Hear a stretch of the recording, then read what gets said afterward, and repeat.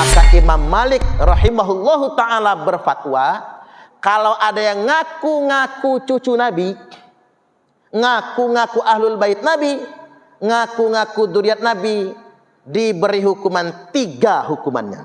1, yudrabu dorban waji'a, pukul dia dengan pukulan yang sangat menyakitkan.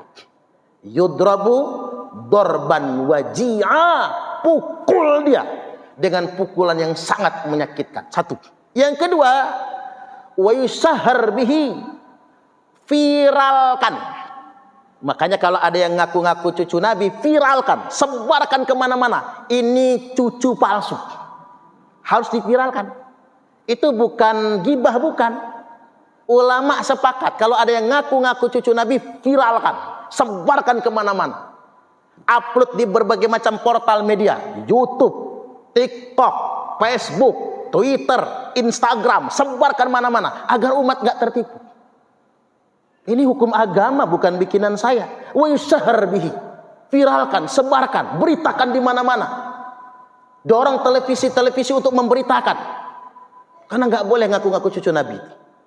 Kemudian yang ketiga, wa yuhsabu zamanan tawila, penjarakan dia dengan penjara yang lama agar dia segera bertaubat kepada Allah. Makanya ke depannya pemerintah Republik Indonesia bisa didorong, siapapun yang ngaku-ngaku cucu Nabi sama dengan orang yang ngaku Nabi palsu, itu bisa dipidana dengan penodaan agama, bisa. Maka karena Imam Mahdi itu merupakan keturunan Nabi, ismuhu ismi wa ismu abihi isma abi, dia merupakan zuriat Nabi, maka ulama bersepakat umat Islam dilarang mengaku-ngaku sebagai keturunan Nabi. Karena ngaku sebagai keturunan Nabi sama dosanya dengan ngaku Nabi palsu. Nah, kalau ngaku Nabi itu haram hukumnya, dan dalam undang-undang kita termasuk penodaan agama, berbanding lurus dengan ngaku-ngaku Nabi, maka haram juga ngaku-ngaku sebagai cucu Nabi. Untuk mencegah agar tidak ada Imam Mahdi palsu.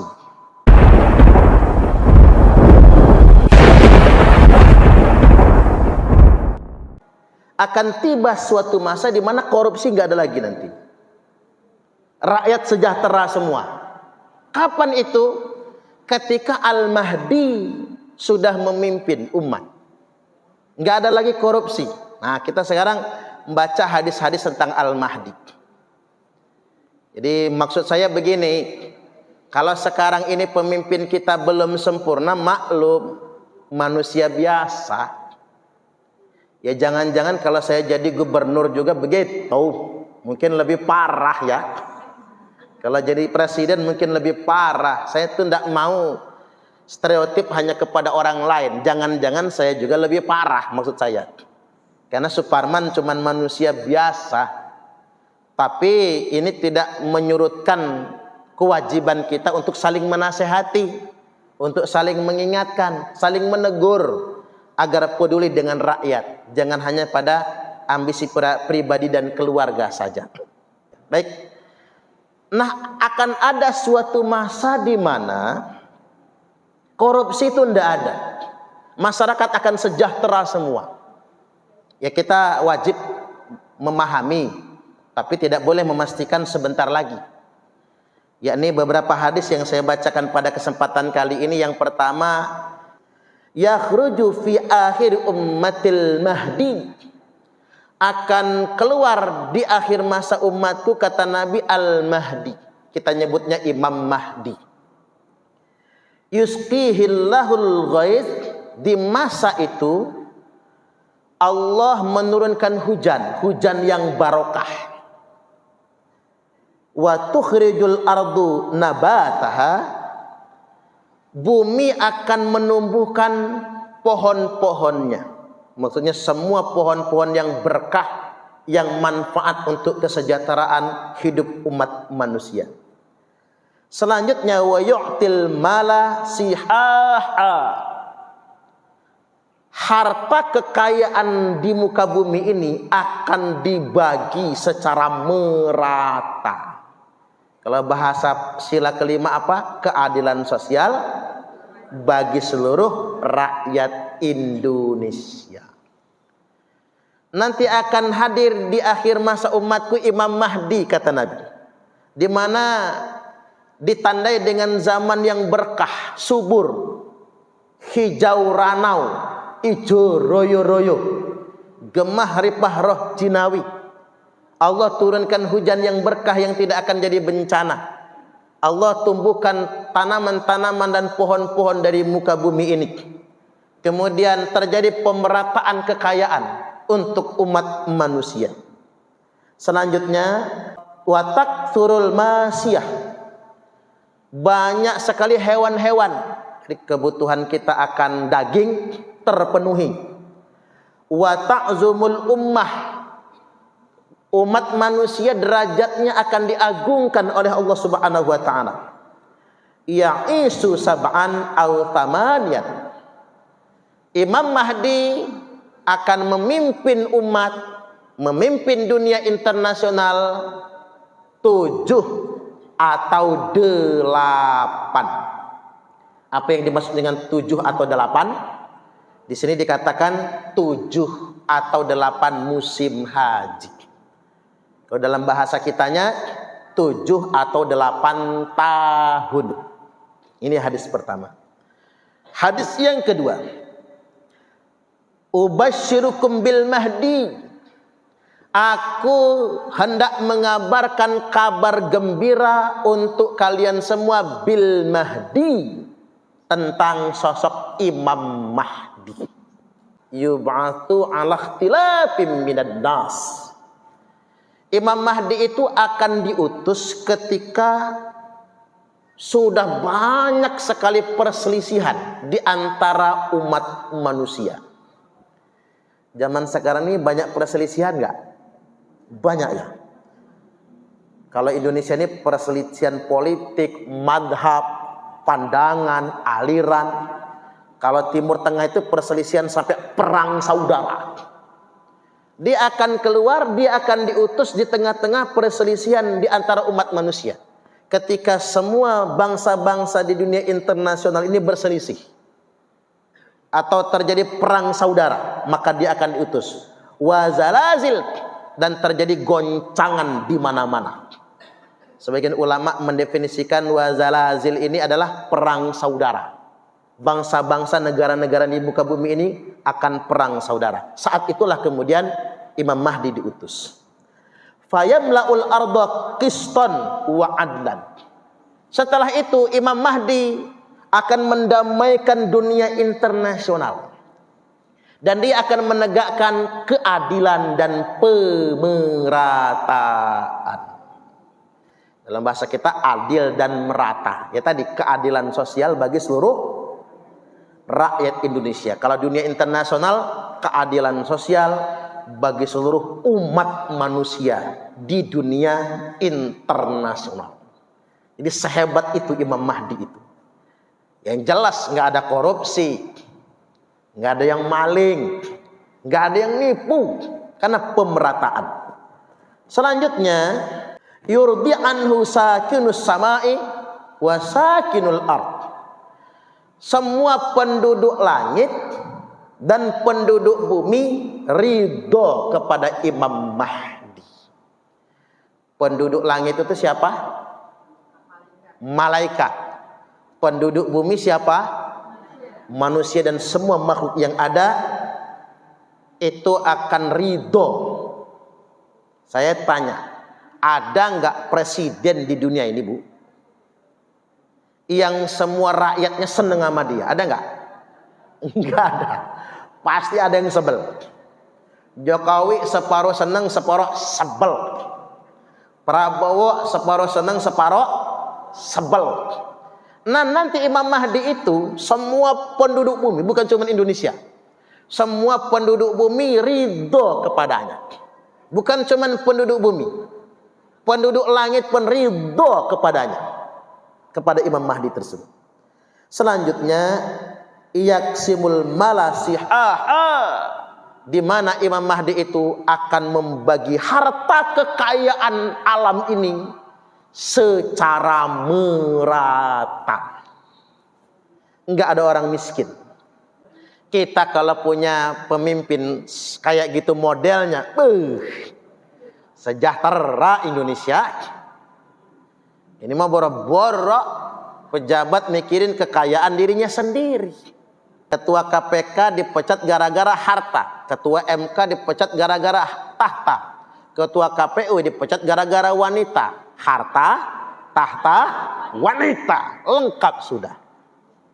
Enggak bisa pakai sepatu dikit, belagunya. Kemarin belum pakai sepatu, belum punya jabatan, sama kita mah sumeh ramah. Begitu sudah punya kedudukan, diangkat jadi menteri, setidak-tidaknya jadi wakil menteri, gaya jalan aja berubah, Bu. Ngengkang jalannya mapas, mencawa Lampung. Luar biasa, orang jadi cepat betul berubah. Ya karena memang mereka bukan Imam Mahdi. Bukan Imam Mahdi, baru belajar pakai sepatu, baru dapat kursi, lagunya jadi berubah. Apalagi ada pengawalnya, lebih-lebih lagi. Nah, tapi kalau kita ingin sempurna, akan tiba masanya, yakni masa Imam Mahdi. Nah, muncul pertanyaan, siapa itu Imam Mahdi? Imam Mahdi itu disebutkan oleh Nabi, Al-Mahdiyu minna ahlal bait. Al-Mahdiyu minna ahlal bait. Bagian dari keturunan ahlul bait Nabi. Jadi anak cucu Nabi. Di sini dikatakan Imam Mahdi itu akan Allah takdirkan menguasai dunia hanya dalam satu malam. Nah, nanti ketika Imam Mahdi memimpin, dunia akan dikuasai hanya dalam waktu satu malam. Yang kemarin masyarakatnya, pemerintahnya masih korup betul, tiba-tiba besok sudah berubah menjadi pemimpin yang adil. Orang Indonesia nyebutnya Ratu Adil. Orang Indonesia nyebutnya Ratu Adil. Ratu Adil itu ya Imam Mahdi. Maka kalau orang ngaku-ngaku Ratu Adil, bohong dia. Karena Imam Mahdi itu adalah Al-Mahdiyu minna ahlal bait. Imam Mahdi itu keluargaku, kata Nabi, anak keturunanku. Dia merupakan ahlul bait. Jadi bukan orang biasa. Kemudian yang berikutnya, Al-Mahdiyu min itrati. Al-Mahdi itu adalah keturunanku, itrahku, kata Nabi. Kita nyebutnya trah. Kita nyebutnya trah. Trah Pak Parman gitu. Berarti sudah keturunan yang kesekian. Nah, Imam Mahdi itu terahnya Nabi, itrahnya Nabi. Min itrati, min waladi Fatimah. Dia merupakan keturunan dari Fatimah. Jadi kalau enggak anak keturunan Imam Hasan, berarti keturunan Imam Husain. Cuma dua itu. Karena anak lanang Fatimah cuma dua. Kalau enggak dari Hasan, dari Husain. Itu Imam Mahdi tersebut. Lalu Nabi mengerucut lagi. Kata beliau, ismuhu ismi, wa ismu abihi isma abi. Namanya persis namaku, kata Nabi, dan nama bapaknya adalah nama bapakku. Ismuhu ismi, wa ismu abihi isma abi. Namanya adalah namaku Muhammad. Jadi Imam Mahdi bernama Muhammad. Wa ismu abihi isma abi. Nama bapaknya adalah nama bapakku, Abdullah. Berarti Imam Mahdi bernama Muhammad bin Abdullah. Tapi itu bukan reinkarnasinya Nabi, bukan. Itu dzurriyyat Nabi, keturunan Nabi. Maka karena Imam Mahdi itu merupakan keturunan Nabi, ismuhu ismi wa ismu abihi isma abi, dia merupakan dzurriyyat Nabi, maka ulama bersepakat umat Islam dilarang mengaku-ngaku sebagai keturunan Nabi. Karena ngaku sebagai keturunan Nabi sama dosanya dengan ngaku Nabi palsu. Nanti kan wa innahu sayakunu fi ummati kadzabuna talatun yaz'umu annahu nabi. Kulluhum yaz'umu annahu nabi. Nanti akan ada di tengah-tengah umatku 30 orang pendusta yang masing-masing mereka ngaku-ngaku dirinya adalah nabi. Saya tanya, ngaku nabi itu dosa enggak? Dosa besar. Orang yang ngaku nabi maka dia terkena pemidanaan penodaan agama atau penistaan agama. Enggak boleh ngaku nabi. Nah, kalau ngaku nabi itu haram hukumnya, dan dalam undang-undang kita termasuk penodaan agama, berbanding lurus dengan ngaku-ngaku nabi, maka haram juga ngaku-ngaku sebagai cucu nabi. Untuk mencegah agar tidak ada Imam Mahdi palsu. Kita ulang lagi ya. Mengapa nggak boleh ngaku-ngaku sebagai cucu Nabi? Karena Imam Mahdi adalah cucu Nabi. Untuk mencegah agar tidak ada Imam Mahdi palsu. Maka Imam Malik rahimahullahu ta'ala berfatwa, kalau ada yang ngaku-ngaku cucu Nabi, ngaku-ngaku ahlul bait Nabi, ngaku-ngaku dzurriat Nabi, diberi hukuman 3 hukumannya. 1, yudrabu dorban waji'a, pukul dia dengan pukulan yang sangat menyakitkan. Yudrabu dorban waji'a, pukul dia dengan pukulan yang sangat menyakitkan. 1. Yang kedua, wa yusahhar bihi, viralkan. Makanya kalau ada yang ngaku-ngaku cucu Nabi, viralkan, sebarkan kemana-mana. Ini cucu palsu, harus diviralkan. Itu bukan gibah, bukan. Ulama sepakat kalau ada yang ngaku-ngaku cucu Nabi, viralkan, sebarkan kemana-mana. Upload di berbagai macam portal media, YouTube, TikTok, Facebook, Twitter, Instagram, sebarkan mana-mana agar umat gak tertipu. Ini hukum agama, bukan bikinan saya. Wa yusahhar bihi, viralkan, sebarkan, beritakan di mana-mana.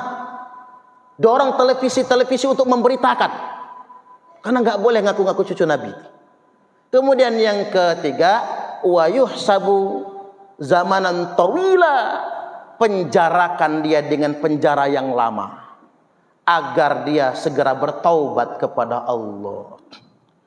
Makanya ke depannya pemerintah Republik Indonesia bisa didorong, siapapun yang ngaku-ngaku cucu Nabi sama dengan orang yang ngaku Nabi palsu, itu bisa dipidana dengan penodaan agama. Bisa. Tujuannya buat apa? Mencegah pengakuan hanya ngaku-ngaku saya sebagai anak cucu Nabi.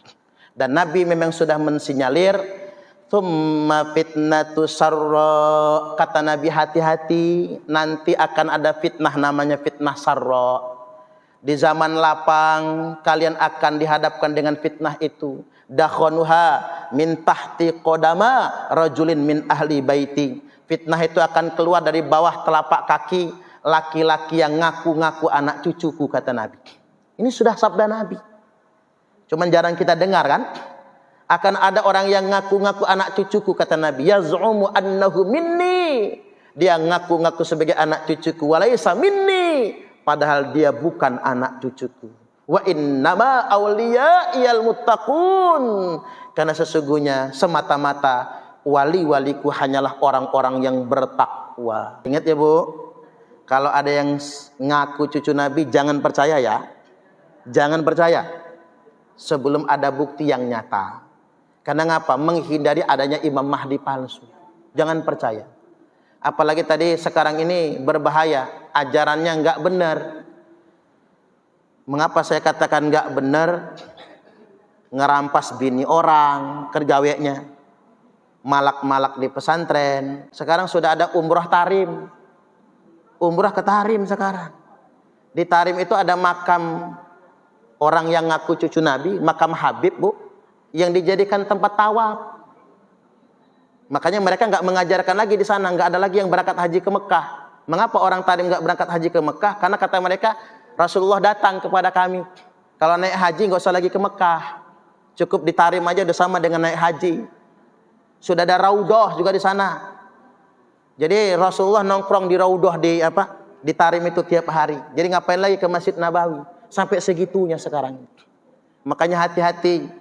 Mengapa itu semua terjadi? Cara Allah ingin menyelamatkan kita agar tidak terpengaruh sedemikian rupa. Mungkin kalau orang kota mah enak ya, nggak gampang terpengaruh.